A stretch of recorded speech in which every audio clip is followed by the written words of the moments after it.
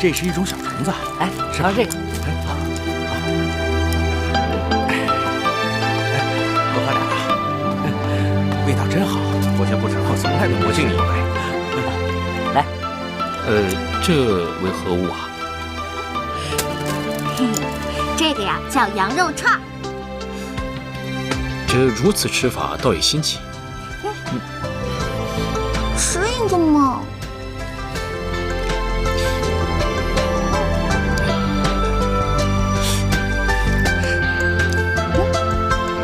三哥怎么样？此物竟如此美味。来，王爷，来。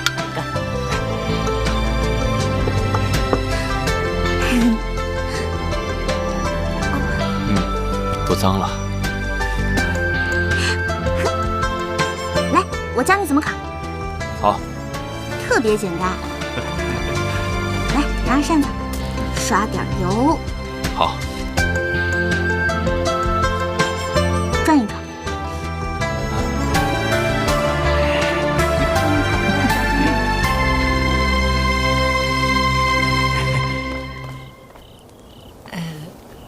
不好意思啊，打搅一下你们小两口。哎，王爷，我先借轻柔一下，一会儿还你啊。等我啊。就我也来试试啊。王爷，我帮您烤吧。慢着，让本王自己来。来来，这小子又能喝又能吃，天天晚上他都要喝，跟三王爷一个模样。你看看，瞧见了没有？哎，知道吗？听说那个二王爷，那是每日都为皇上祈福，特别诚心，天天都吃斋念佛呢。是，听说了，而且还听说他天天服侍皇上喝汤药啊！哎呀，真是个大孝子啊！哎呀，不错，我想这二王爷将来必定有番作为。是啊，这要跟当年圣上一样，那咱们百姓可就享福了啊！对，是不是啊？出福气啊！就是。没错，臣见过皇后。哥哥来了，嫣然近日可好？好，还好，毕竟待嫁闺中，最近甚是乖巧。那就好，我还以为哥哥会为这段姻缘而生气呢。啊，不，皇上既然开了金口，臣哪敢不满呢？臣这次来，是向皇后娘娘报喜来了。哦，皇上身体抱恙，二王爷伺候在侧，并且吃斋念佛，为皇上祈福。二王爷的孝心，真乃是江山社稷之福啊！臣儿一片赤诚之心，皇上也是十分感动啊。民间也在流传，说二王爷是人中龙凤，必是大福大贵之命。民间还有何谣言？这个，臣不知当讲不当讲。哥哥，我们是自家人，还有什么话不能在我这里说的吗？啊，民间还在流传，说皇上这次病重期间，三王爷、四王爷不但不侍奉左右，还在王府内狂欢嬉闹，真是有失皇家风范呐。此话当真？民间是如此传言，臣也不知真假。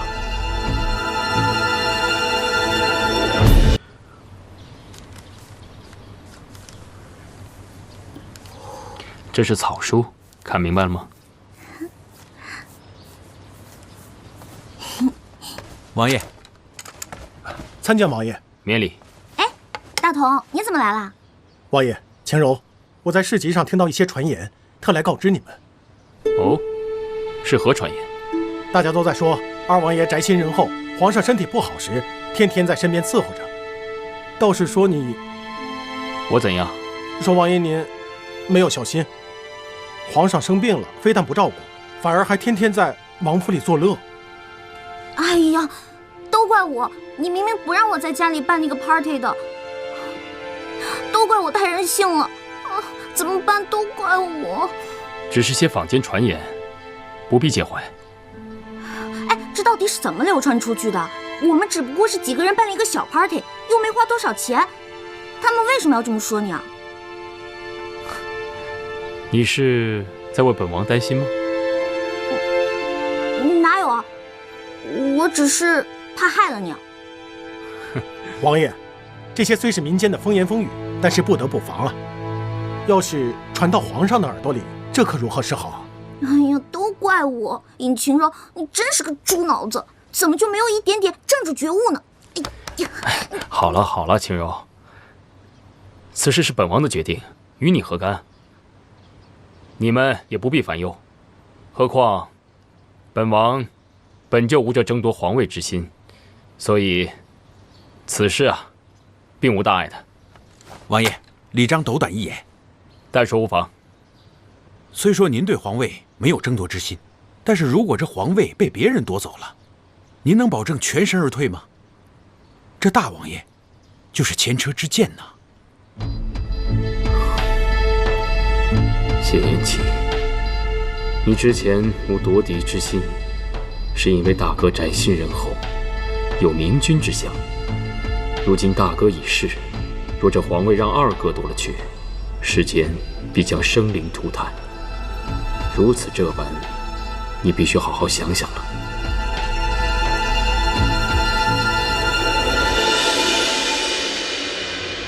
这事情竟有如此传闻。是。这市井之言不可轻信呐。这齐儿的秉性，你我都清楚。朕在病中，这齐儿每日都进宫，照顾在侧呀。你看，他看朕的腿脚不好，就给朕送来了这个轮椅，说是找能工巧匠特意为朕做的。你看他什么时候把孝心挂在嘴边了？还不都是付诸于行动吗？可事情为何又有此传闻呢？这其中必有蹊跷啊！要是一儿活着，你我就不必为此担忧了。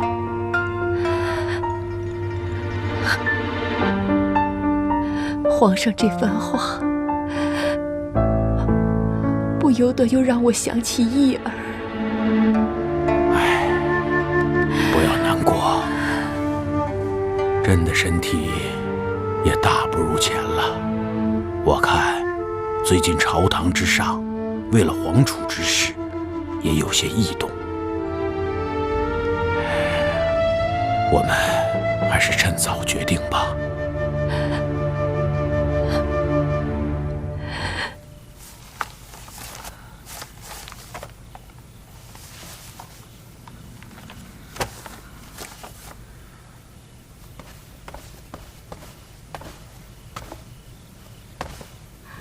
王爷，都这么晚了，双儿，吃点东西吧。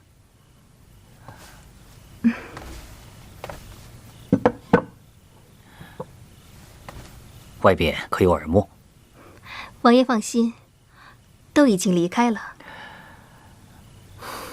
双儿果真聪明。过几日，相国大人会正式设宴，收你为义女，你要好好把握机会。双儿知道。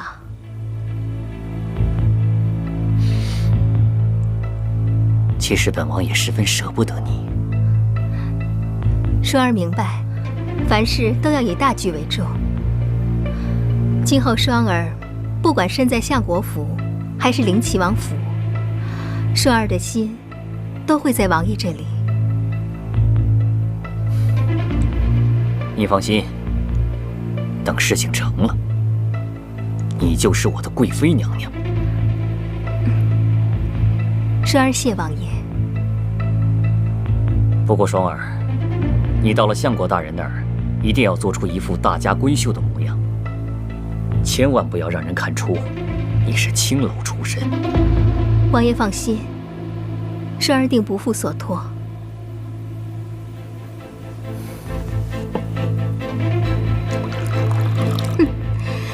你们这些臭男人，还真以为本小姐是青楼之人呢？本小姐那可是下得厅堂，上得大床，岂是你们这些古代的蛮人所能理解的？早晚有一日，要让你们为轻视我而付出代价。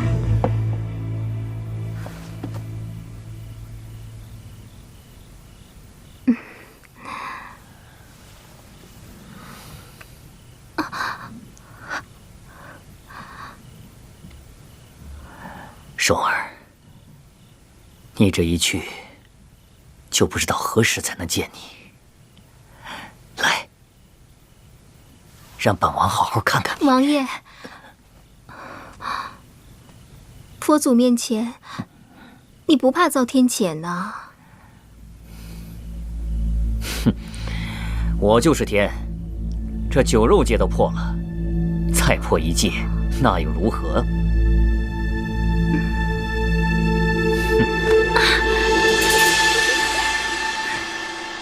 婵儿，琪儿，朕前些日子偶感风寒，你们二人悉心照料，朕都看在眼里。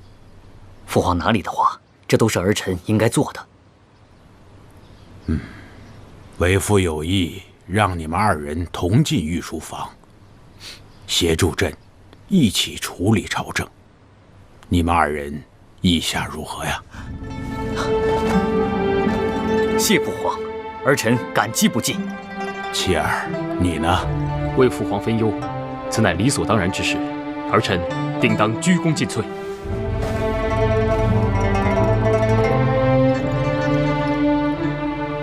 起来吧。谢父皇。你们兄弟二人一定要齐心协力，协助父皇。是。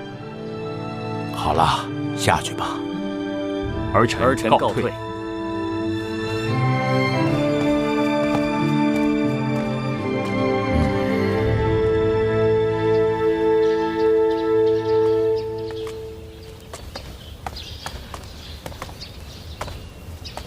三弟，你说父皇让我们共同议政，是所为何事？二哥以为呢？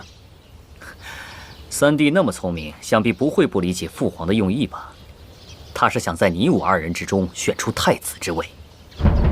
二哥怎可如此揣测圣意？难道三弟不这么想吗？四弟玩世不恭，父皇肯定不会将太子之位给他的。那以二哥的意思，你我二人谁更合适呢？那我倒想听听三弟的意见了。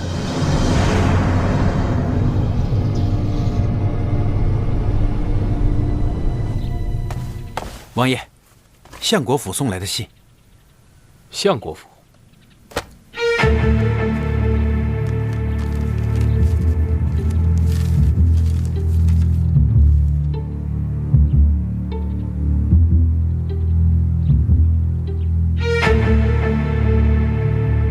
相国此举，到底意欲何为？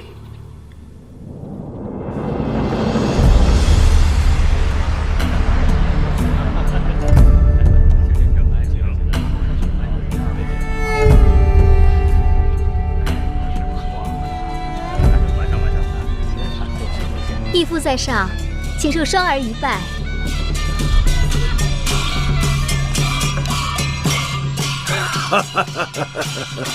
双儿，起来吧。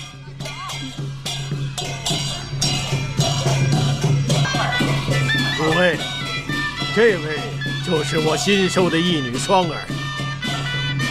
双儿见过各位大人。原来此人就是谢元齐，长得倒是不错。哼，管你是谁，都逃不出我的手掌心。今日承蒙各位大人光临，小女不胜感激。唯有以义舞聊表谢意。好。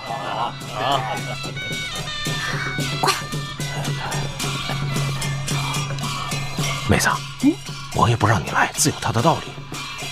你为何如此固执，来凑这个热闹？他不让我来，我偏来。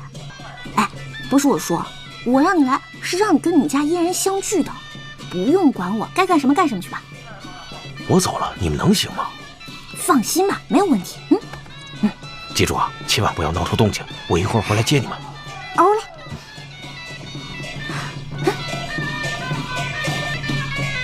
男人果真都一样。可别把我算在内啊！切，闭嘴！你们都是外貌协会的。他谢人奇竟然给丢下了，自己却跑来看姑娘。我到底要瞧瞧是何方神圣！哎，你是不是吃醋了？啊呸！本小姐逆反心理重，你不知道？哎，你看得清到底什么人吗？那么远谁看得清啊？谁？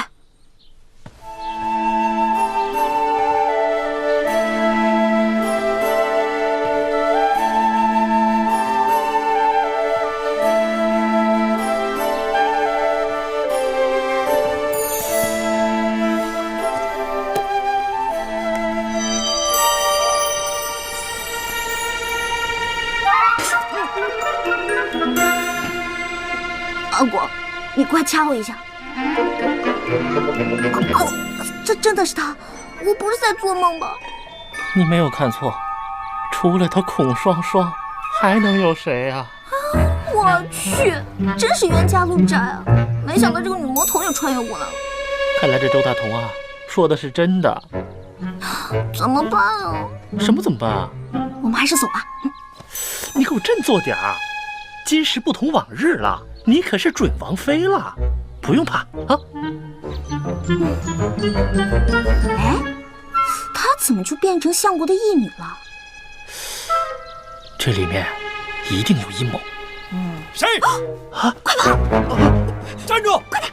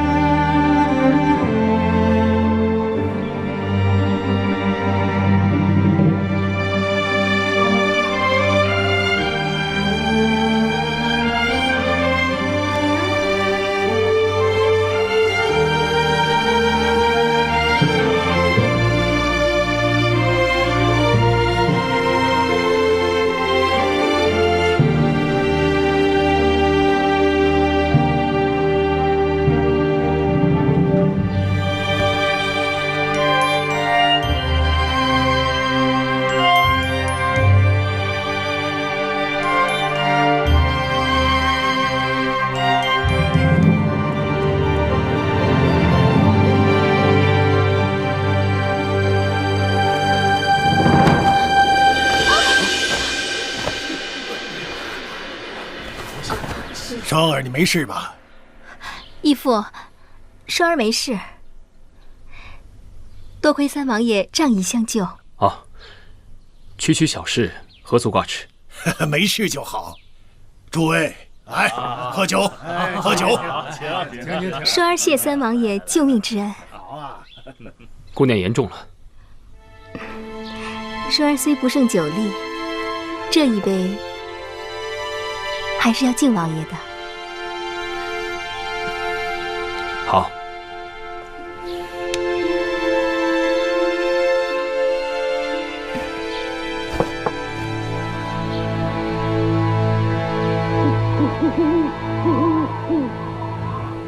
王爷，您讲的是王爷啊，舅父，我那义女，你觉得如何？双儿姑娘花容月貌，舅父得此一女，真是好福气啊！王爷既然满意，老夫就将这义女赠与王爷做个妾。何？啊，舅父说笑了，此事万万不可。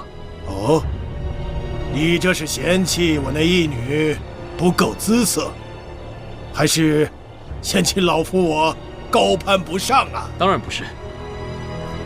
舅父，您喝多了。我清醒得很。小女嫣然自幼跟你青梅竹马，老夫早就把你当成半个儿子，可没想到啊！哎，也罢，嫣然她没有这个福气呀。舅父，嫣然与尹浩乃是天生一对，舅父您就不要再介怀了。你已经有了王妃人选，老夫不勉强你，可老天可怜老夫，又给了老夫一女。老夫这一女出尘脱俗，虽说是个义女，送给你王爷做个妾，也不会辱没了你吧？老夫就把她托付给你了，也算了了老夫的一个心愿。舅父，您真的喝醉了？我没醉，没醉。双儿，义父，王爷。双儿，我把你托付给王爷，你可有异议？双儿并无异议。双儿既无异议，那老夫就做回主，这事儿就这么定了。舅父，这盛情，言其实在不能接受。你，王爷可是嫌弃双儿？义父既然已经开口，王爷如果不要我的话，双儿还有何颜面活在这世上？双儿不如死了算了。不，双儿姑娘，你误会了。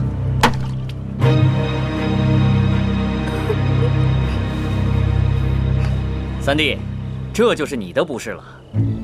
你怎么能如此不解风月呢？双儿姑娘花容月貌，又对你有意，你如此拒绝她，岂不是太无情了？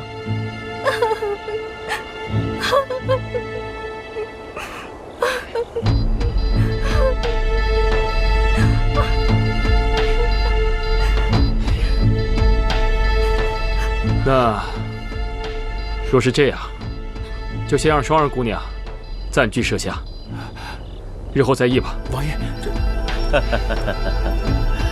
三弟啊，你真是太有艳福了，羡煞哥哥我了啊！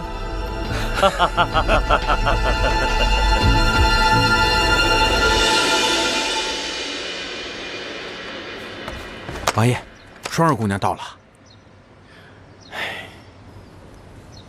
请进来吧。是。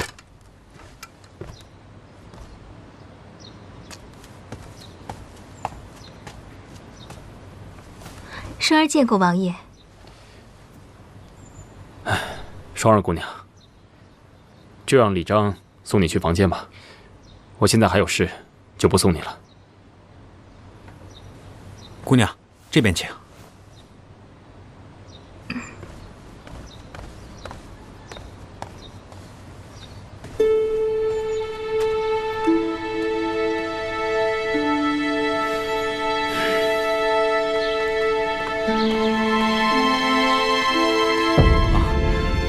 双儿姑娘，这位是王爷未过门的王妃尹姑娘。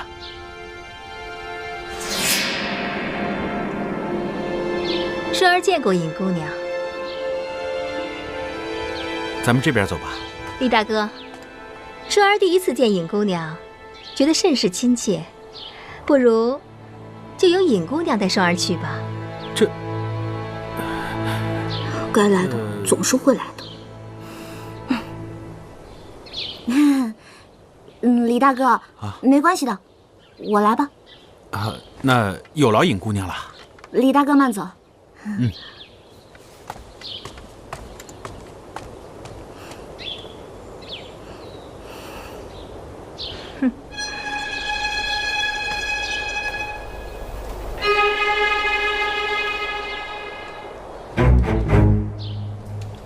不错嘛，尹清柔，这都混成王妃了。你说古代人的眼睛是不是都长背上了？就你这种货色，也能混上王妃？难不成是因为这古代没有美女吗？不对呀，我不就在这儿吗？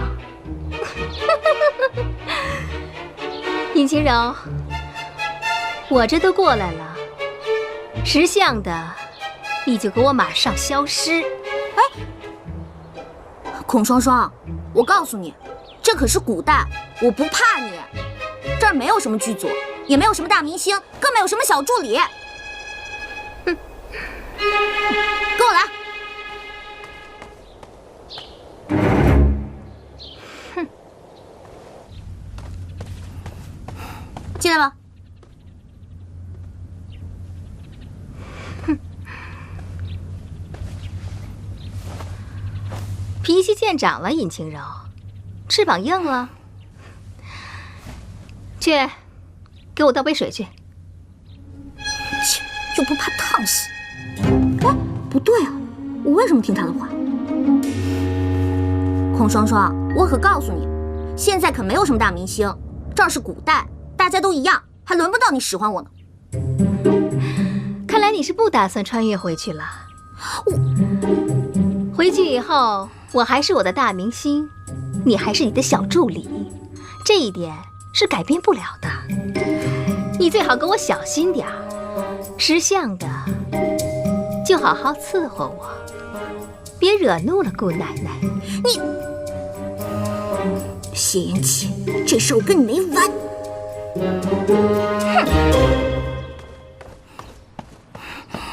谢延启，你到底什么意思啊？怎么？你把那个双儿姑娘接回家，你什么意思啊你？双儿姑娘是暂时住在这里，过些时日，她自觉无聊也就会离开了。那她什么时候走？什么时候？怎么？你与这双儿姑娘有过节？我不管，反正呢，有她没我，有我没她，你自己看着办吧。你这难道是吃醋了？我吃醋？切！你别自我感觉良好了。我告诉你，我先把话说前面，你别哪天被他卖了还替他数钱呢。别怪我没提醒你。哼！哎，妹子，你没事吧？你们一帮臭男人！哼！王爷，我查到了，这双儿背后果然有玄机。快说。双儿在几个月前就进城了，进城之后就住在二王爷别院中。我听说他经常与二王爷在别院中私会。果然不出我所料，那日在仪式上，二哥与舅父一唱一和的，我就知道此事之中必有蹊跷。王爷，既然此女有问题，我去把她赶走，以免晴柔更加误会。不必。王爷，你这是什么意思？难道王爷也是贪恋她的美色吗？王爷可别忘了，你已经有我晴柔妹子了。你先莫要着急。我问你，比如这咬人的猛虎，你是将其放归山林呢，还是关在笼子里呢？王爷的意思是，与其将他赶走，不如放在身边，以便更好的防范。哼，你明白就好。对了，我赶快去给我晴柔妹子解释，以免她更加误会。慢，晴柔姑娘向来心直口快，若是让她知道了，恐怕会打草惊蛇。可是王爷身边忽然多了一个女人，她肯定会不高兴的。哼，无妨啊。我倒想看看尹晴柔这坛醋到底有多酸。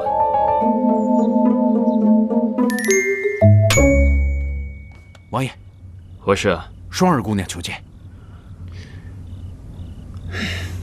让她进来吧。是。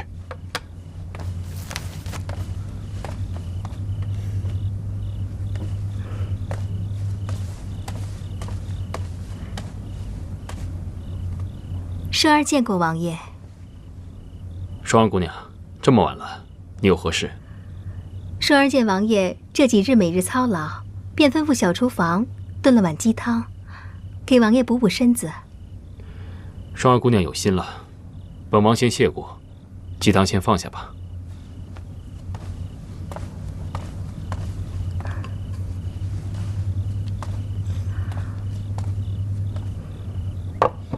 王爷，双儿有些话想跟王爷说。但说无妨，本王自然洗耳恭听。坊间有很多关于双儿的传闻，不知道王爷是否知晓？哦，是何传闻？不曾听过。坊间都传闻说，双儿与凌尘王有染。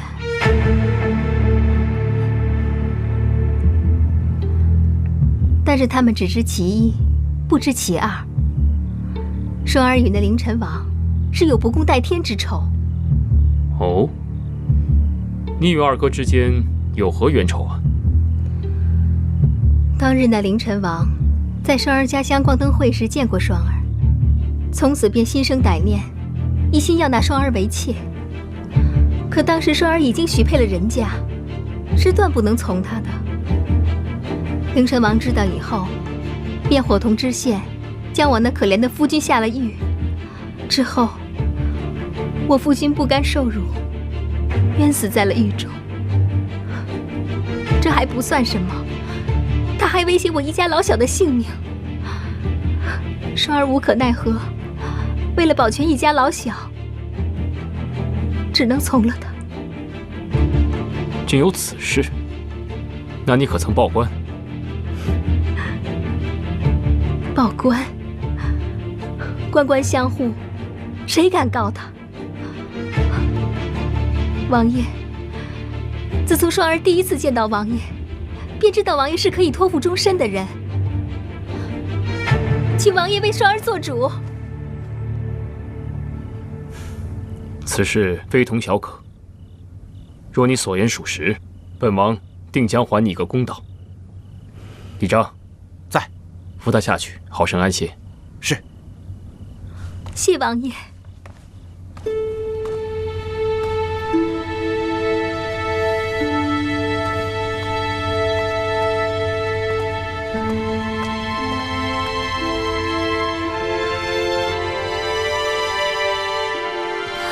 真的假的？他真的这么说吗？是啊，言辞恳切，就连我这个粗人听了都义愤填膺。我的天，他都能拿奥斯卡了！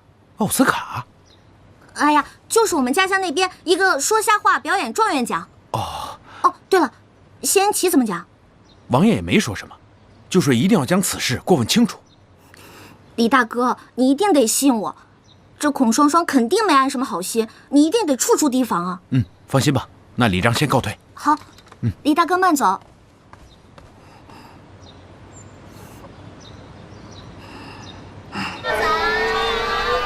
哎，晴柔，你来啦？怎么了？有心事啊？还不是因为那个孔双双。我听阿广说了。这话说回来了，你俩还真是冤家路窄啊。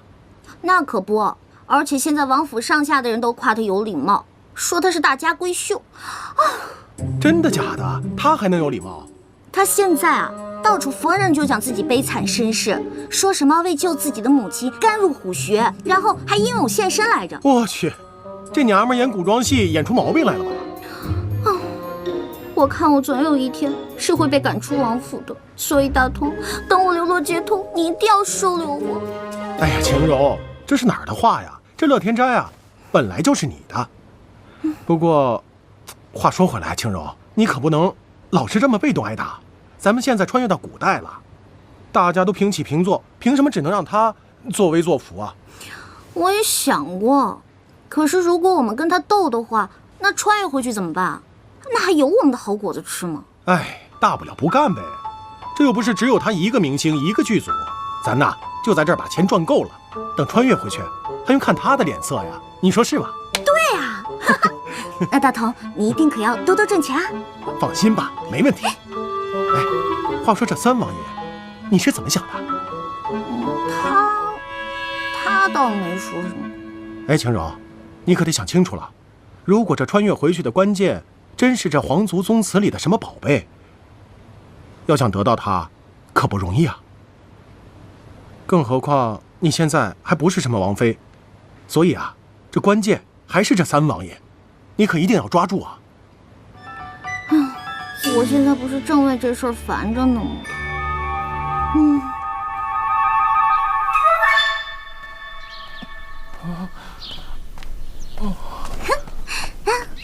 阿广，景柔，你怎么了，阿广？这些还不都是孔双双要的胭脂水粉，可沉死我了！这些都是你买的？哪儿啊？他嫌城里的胭脂水粉都不够细滑，怕伤了他那吹弹可破的小脸儿，所以从香膏到腮红都让我样样亲手做给他。从昨天晚上到现在，我一刻都没歇过，快累死我了。那你干嘛听他的话呀？我这不都被他逼的吗？不行，我们得反击，给他点颜色看看。红色还是黄色啊？你说的倒容易，怎么给他颜色看啊？阿广，你试过辣椒粉、腮红吗？你这是要弄死我呀，姑奶奶！瞧你那点胆儿，还想不想翻身农奴把歌唱啊？我当然想啊！我现在就听到他的声音，我就后槽牙发紧。那你一切就听我安排吧。我现在呢可是准王妃了，仙齐也不敢把我怎么样。在这个灵齐王府里，我现在是最大的了。那你可得罩着我啊！放心吧，就等着你放开手脚，大干一场啊！得嘞，看我不整死丫的！双双姐，做个东西那么慢，你手癌呀？哟，瞧你这话说的，您吩咐的东西我不得认真做啊？这一认真啊，难免就耽误点时间。这都什么东西啊？这瓶子上不是写着呢吗？哎，双双姐，这可都是按照你给的单子上的方子配的，要是出什么问题，你可别怪我。能出什么问题呀？我都用这么长时间了，站着干嘛？赶紧走啊！我还巴不得呢。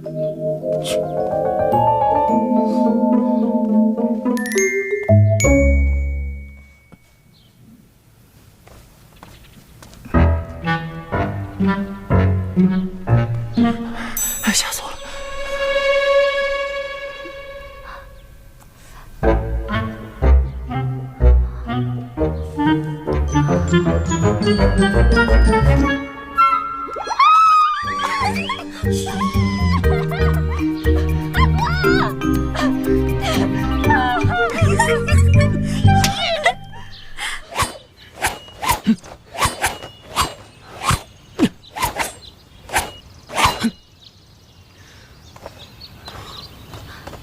王爷啊，不必。切，真受不了。双儿姑娘，你这脸……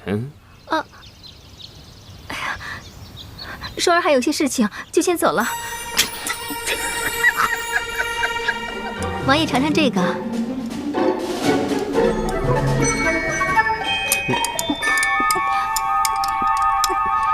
双儿姑娘，本王有话与你说。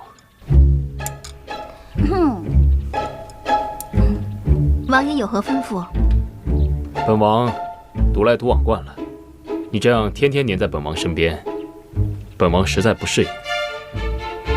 以后，双儿姑娘还是多做些自己的事情吧。这王府各司其职，双儿只是不愿意做一个闲人罢了。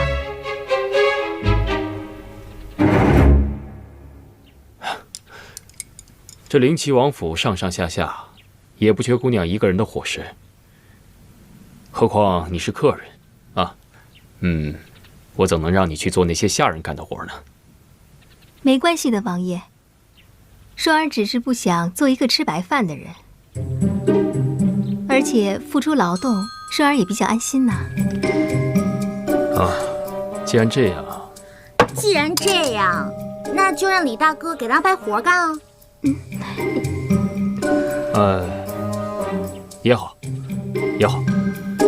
那吃饭吧。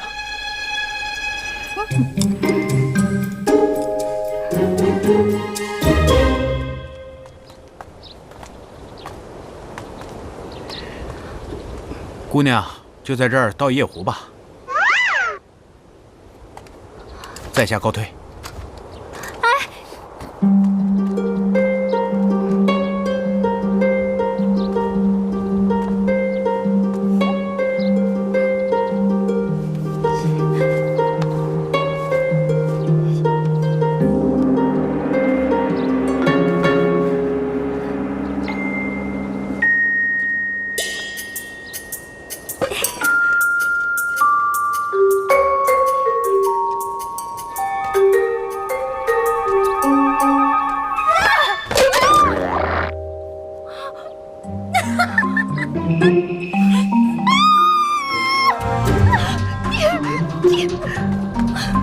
李大哥，你看他那个样子，活该！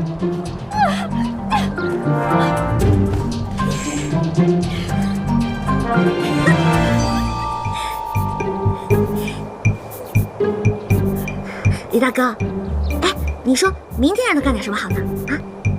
让他专门给你刀公虎。好啊！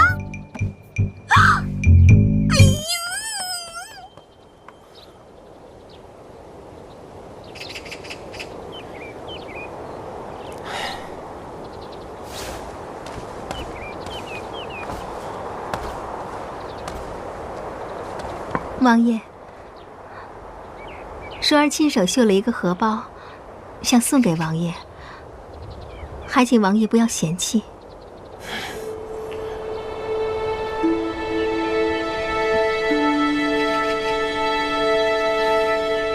那本王收下来，多谢双儿姑娘。太好了，双儿还怕王爷嫌荷包丑陋，不肯收下呢。本王会吩咐下去，不再让你做那些粗重的活计。没关系的，王爷，双儿愿意。如果没有其他的事情，双儿就告退了。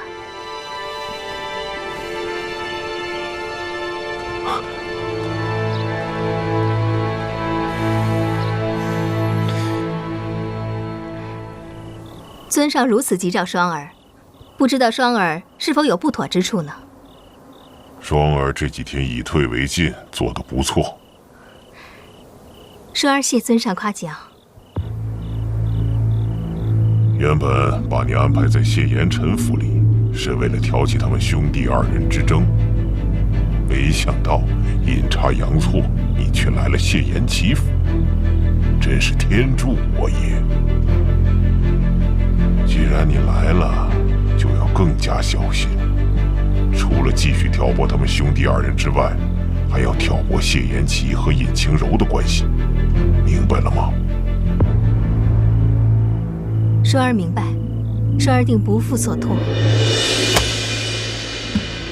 这是西南巡抚的奏折，上面说，西南封地送往京城的贡品半路被劫，希望朝廷对其减免贡品。如若不能，他们定会再准备一份贡品，但希望朝廷能减免部分的税赋。你们看如何处理啊？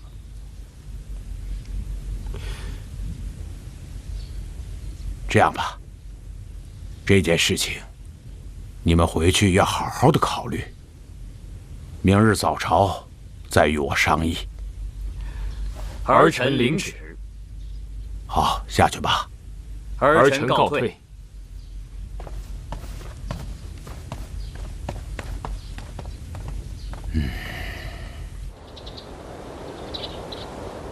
父皇今日只召见我和三弟议政，根本没叫老四，这就已经说明了他是要拿此事考验我俩。上次在万华会我略输一筹，这次我一定要拿下一城。这次的确是个好机会，我们不但要好好的表现一番，还要拖一拖他谢延齐的后腿，接着给他制造点麻烦。舅舅有何良策？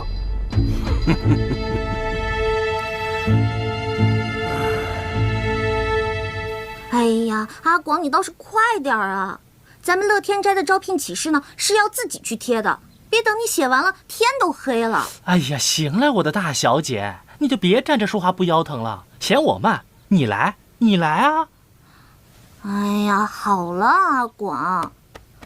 哎，你说这个地方也没个招聘网站什么的，哎呀，真不方便。你这么一说，倒让我越来越想家了。哎，王爷，冰块脸，你怎么这么着急就回来了？你不是去讨论国家大事了吗？看这个时间，应该不会有什么大事吧？你若不说话，没人当你是哑巴。哟，看来虽然不是什么大事儿，但是挺心烦的。来说说吧，本小姐就给你匀这么一点点的时间，陪你聊20块钱的，说吧。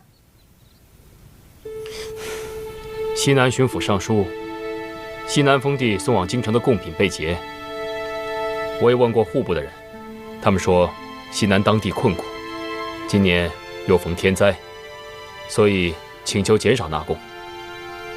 他们还提出了要求，若是再补充一份贡品的话，希望能够减少今年的赋税。然后呢？父皇让我和二哥回来好好想想，明日早朝商议此事。这确实是个难题啊！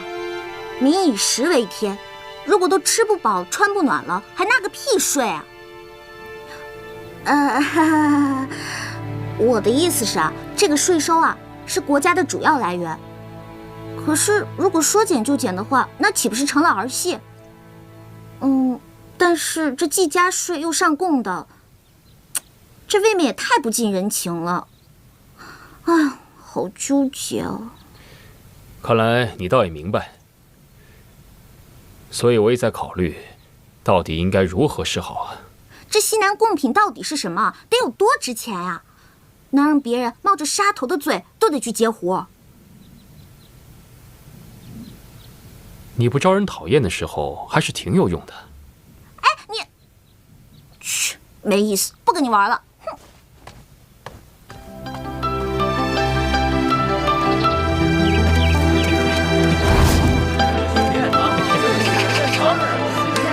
各位父老乡亲、大哥大姐、弟弟妹妹、叔叔阿姨、大姑大婶儿，大家走过路过，千万不要错过。有钱的捧个钱场，没钱的捧个人场。多多支持啊！小妹不才，乐天斋老板之一。这乐天斋呢，就位于长安街的繁华地段，环境优美，物美价廉，童叟无欺，还请大家莅临指导。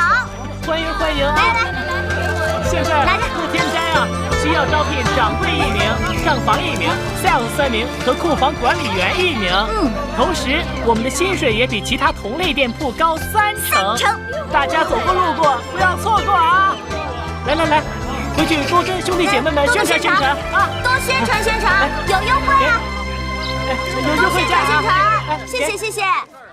西南上奏，封地送往京城的贡品被劫，又逢天灾，请求今年减少贡赋。众爱卿，你们意下如何呀？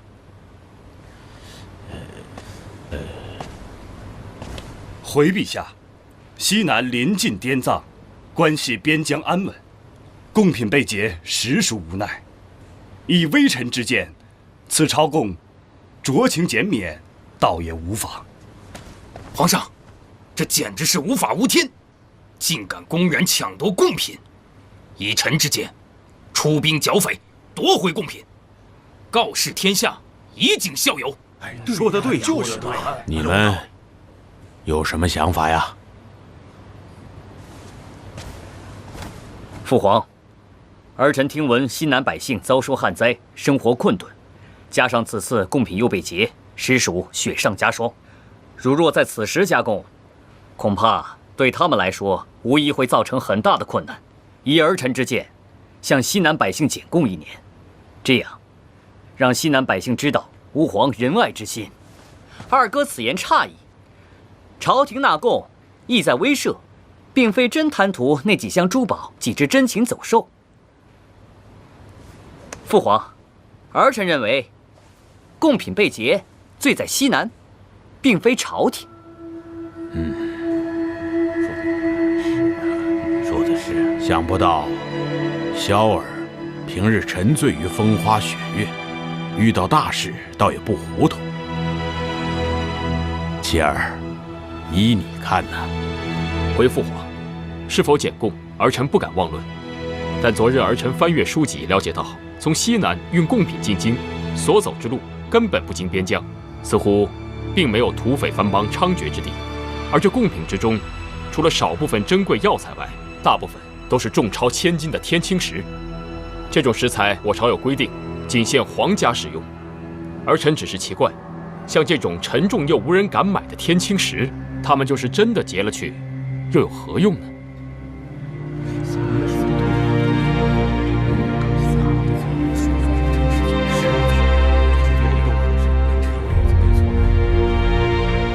老臣以为灵齐王言之有理，皇上应尽快派人调查贡品被劫一事，待真相大白之后，再来商议是否减贡，也不迟啊。好，准奏，就按爱卿说的办。父皇，儿臣请旨前往调查，还望父皇恩准。这件事稍后再议吧。是。真没想到，谢延齐这小子居然来这么一手。他不在父皇面前直接回答问题，反而在父皇面前卖了个乖。事已至此，王爷息怒。皇上虽然认可了三王爷的想法，可并没有恩准其前往西南岸的计划，这就说明皇上还在犹豫，此事还有转机。你不妨亲自前去。若是皇上准了，那便是大功一件；若是皇上不准，那就让他谢延齐去吧。到时候，可就怪不得我们了。舅舅的意思是，此去必是微服。此到西南路途遥远，林间多有瘴气，蛮族横行遍地，到时候什么可能性都有啊！啊！高，实在是高。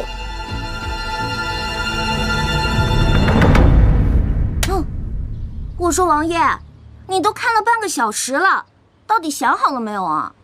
王爷，西南地处边陲，民风彪悍，要是查案，我去就行了。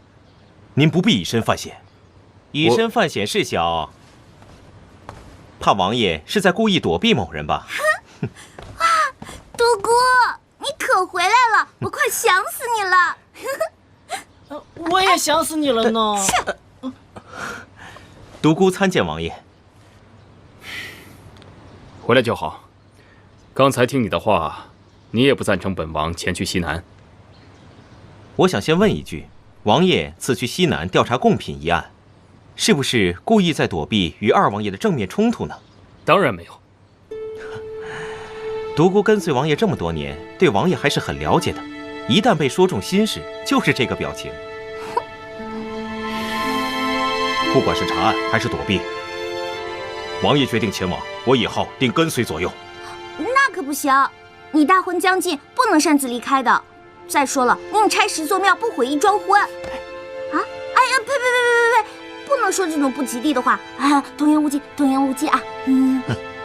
青幽说的对，你与嫣然大婚在即，本王绝对不会让你去冒险的。就是啊，你们早一天成亲，那个杜印才会早一天死心嘛。你这个人要以大局为重的，且行且珍惜。看来来得早不如来得巧，老天让我这个时候回来，注定要陪王爷走这一遭了。王爷若有你的陪伴，我大可以放心了。那我也要去。你去做什么？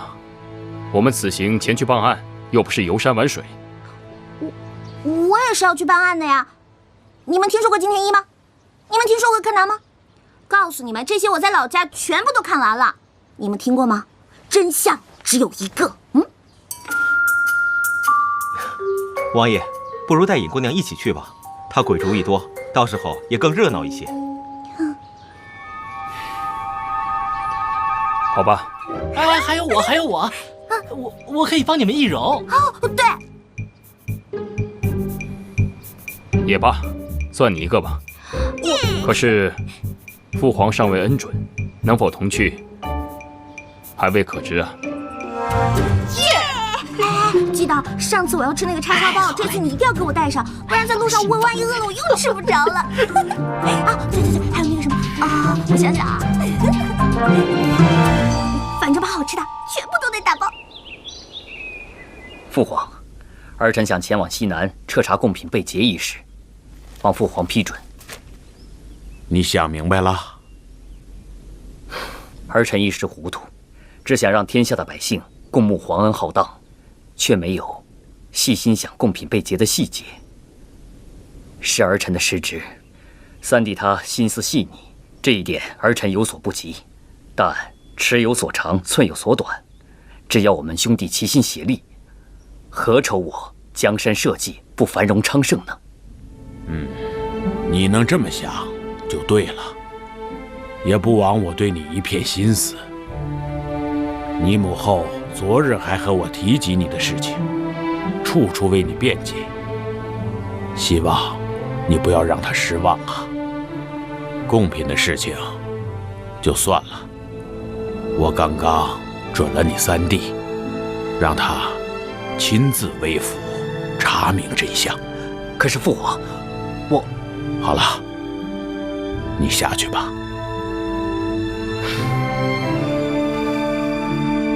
那儿臣告退了。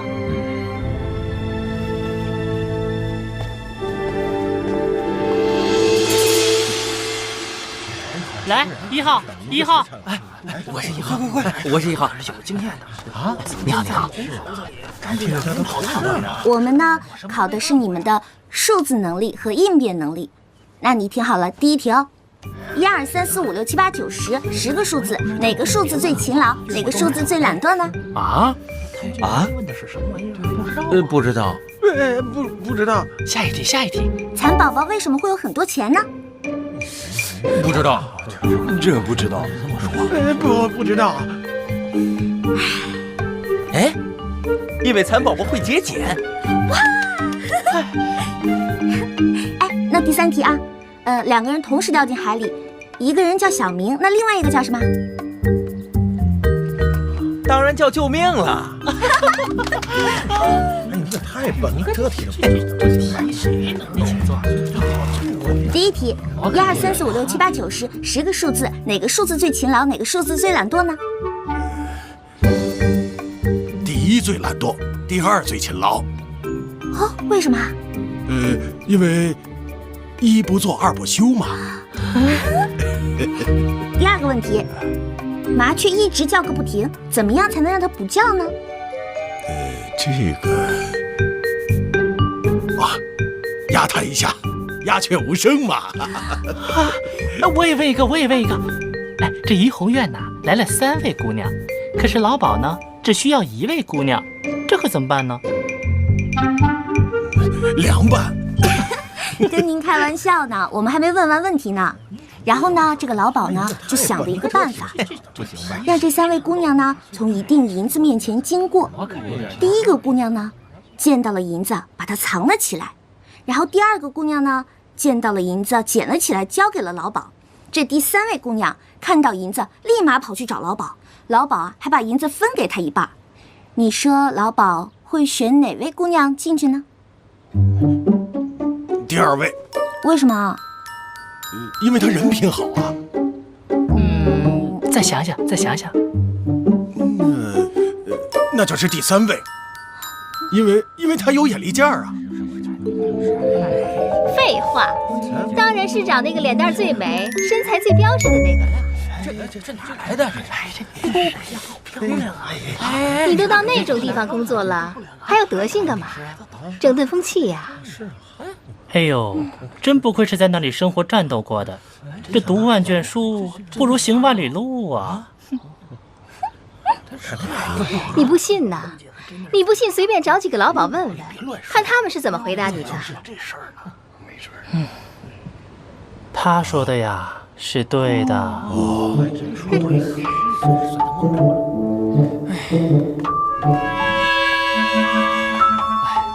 太奇怪了，哪有这样出题的？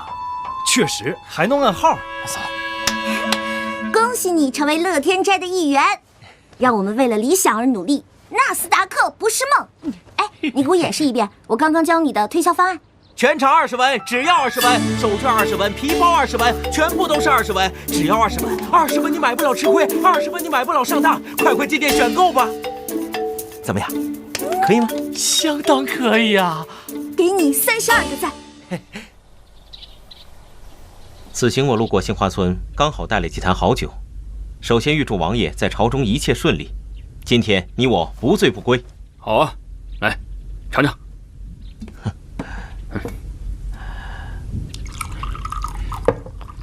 干一杯，请。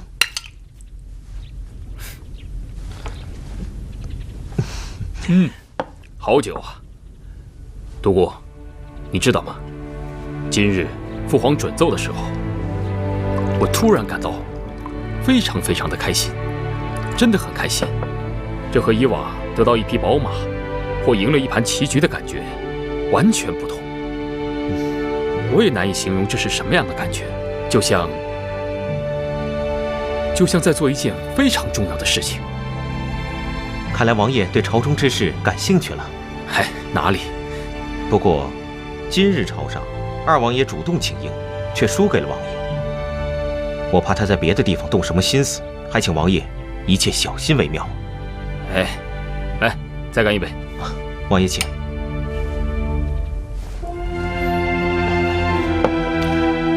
其实啊，你们都不了解二哥。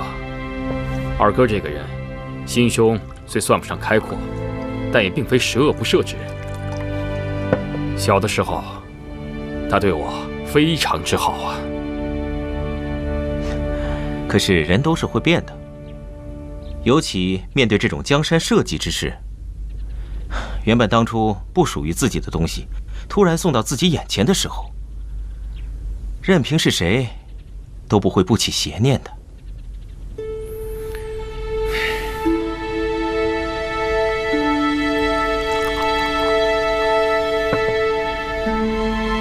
来，干杯！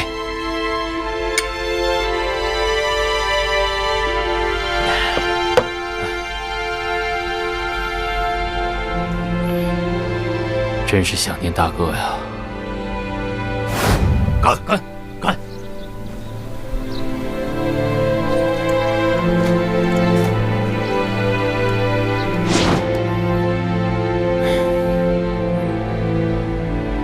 再喝一杯。来。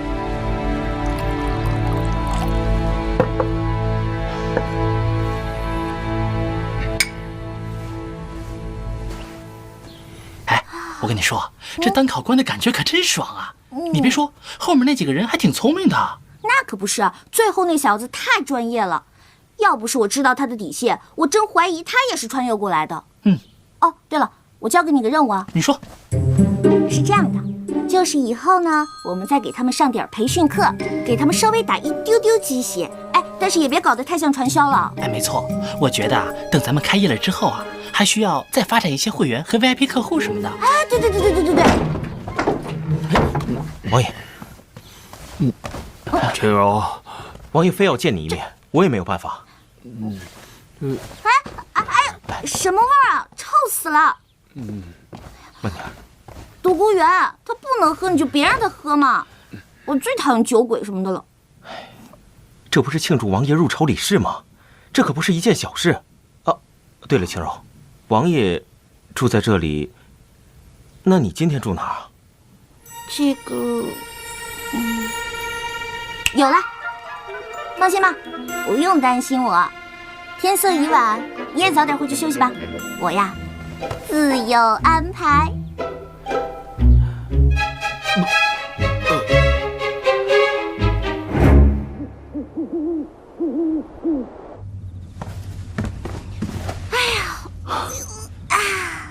尹清柔，你可真行，就这么横冲直撞的来我房间。现在是古代，男女授受不亲。这有什么的呀？以前咱们剧组条件差的时候，7、8个人都一起住过。哎呀，再说了，你也不是个男的呀。哎，谢延琪倒是男人，喝那点酒就醉成那样。哎，他那是因为今天高兴多喝了2杯，好吗？哎呦，这就护上了。我哪有啊？但我跟你说啊，如果他明天找我麻烦的话，你可别袖手旁观啊。哎呀，放心吧，天空飘来5个字儿，那都不是事儿。啊，快点睡吧，我要困死了。啊，晚安。哎哎，哼哼哼，哼。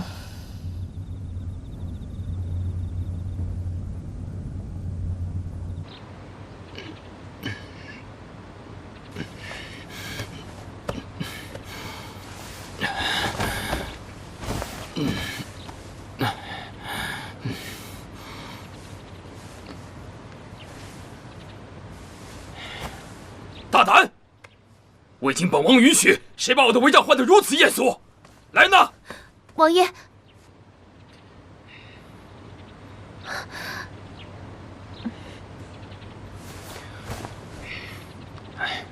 别找了，你家小姐不在这儿。对了，吩咐后厨给本王煮点醒酒汤来。是。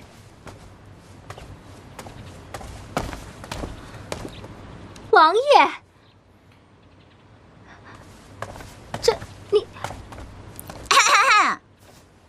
尹清柔，王爷昨晚睡你这儿，那你睡哪儿啊？要你管。我昨天晚上睡柴房不行吗？我想学学卧薪尝胆，不行吗？你当真是睡在了柴房？当然是假的啦！你不是告诉我把这里当自己家吗？于是我就真把这儿当自己家了，所以呢，我就睡在了某个下人的房间里。哟，这可了不得了，有道是男女授受不亲，晴柔姑娘这么做不太好吧？他不是男的。哎，我，他分明不是什么？不是男的。人家本来就很难过了，你就不要在人家的胸口上再插上一刀了。哎呦，乖乖，王爷，不哭啊！好了，这。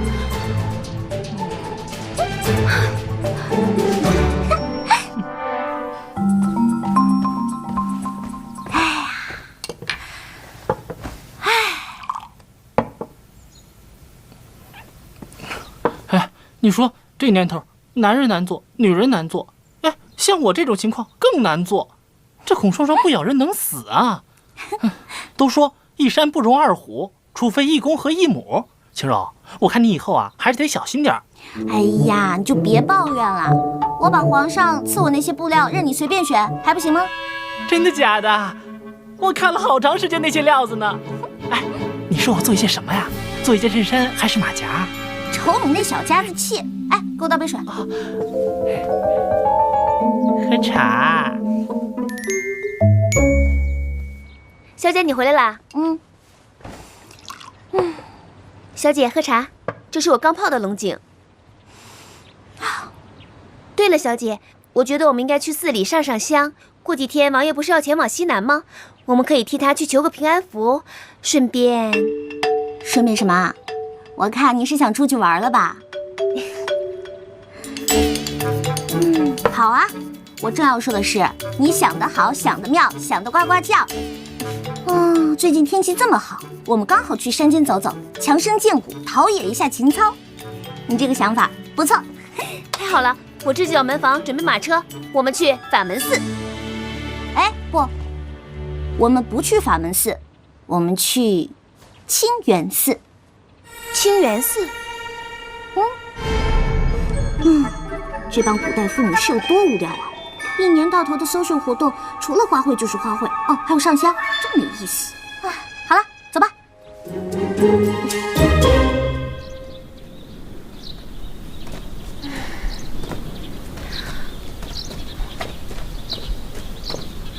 小姐，我们为什么不去法门寺呢？城里的夫人小姐都愿意去那里，那里香火鼎盛，寺外也很热闹，什么香囊啊、手帕呀，都比别的地方雅致多了。还有小姐说的是那个什么什么帅哥也多，哪像这里呀，又远又没意思。你懂什么呀？真正修行的人要那么热闹干嘛？你看看这儿，环境清幽，意境高远，这才是修行的好地方呢。高远？哪里高远了？我听王爷说过一句话，叫大隐隐于市，小隐于山。照这样说来，还不是法门寺的和尚修行的厉害呀？哎呀，你还学会顶嘴了。我其实呢是想探探悬空老和尚的底。听说万花会上的批注和占卜都是他搞的，我看呐，10有8九跟杜隐是一伙的。我跟你说，这世道上老道尼姑和尚队伍里骗子最多了。哎，走了。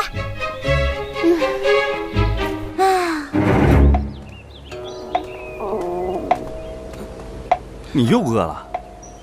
对呀，那咱就赶紧走吧，一会儿就可以吃饭了。哎呀，别着急，他这个菜啊，一板一眼，毫无特色，我都已经吃腻了。你才吃多久就吃腻了？3岁开始到现在，你算一下。你怎么3岁就进来了？哎呀，说来话长。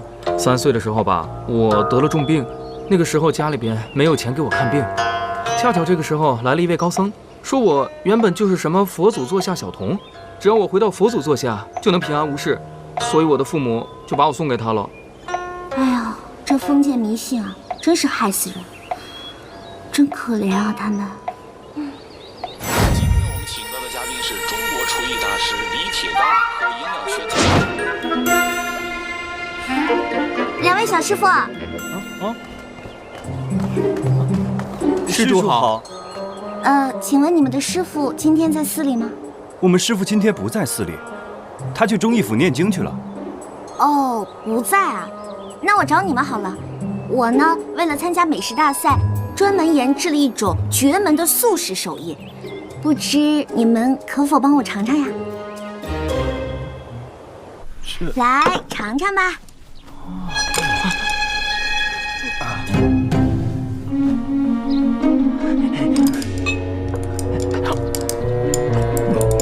好吃吗？哎，你们别光顾着吃啊！我家小姐问你话呢。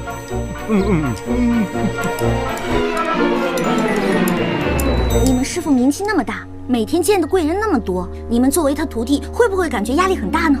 而且你们这个领域发展前途那么好，但是竞争也相当的激烈啊。那你们觉得是竞争多一些呢，还是机遇多一些呢？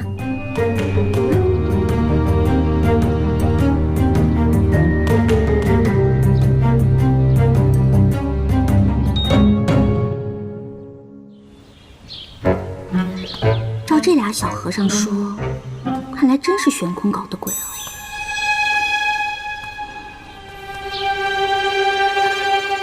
回来了。我听说一般女子出去上香，没个1天半日根本回不来，你为何如此快啊？我能是一般女子吗？哦，不是吗？那当然了。那我倒要试试，跟我来。哎，干嘛呀，冰块脸？哇，好漂亮啊！你叫什么名字呀？不妨猜猜看，若是猜中，有赏。不是叫追风，就是叫踏雪，要不就是惊雷。你是怎么知道的？他叫追风。这么大众的名字，用脚趾甲盖想都能想到。这匹小红性情温顺，非常适合女孩子骑。小红，我去，你竟然叫她小红，这么 low 的名字。low？ 哦，对了，你会骑马吗？我当然会了。哇，哎，冰块脸，我给你唱歌啊！让我们红尘作伴，活得潇潇洒洒，策马奔腾，共享人世繁华，对酒当歌，唱出心中喜悦。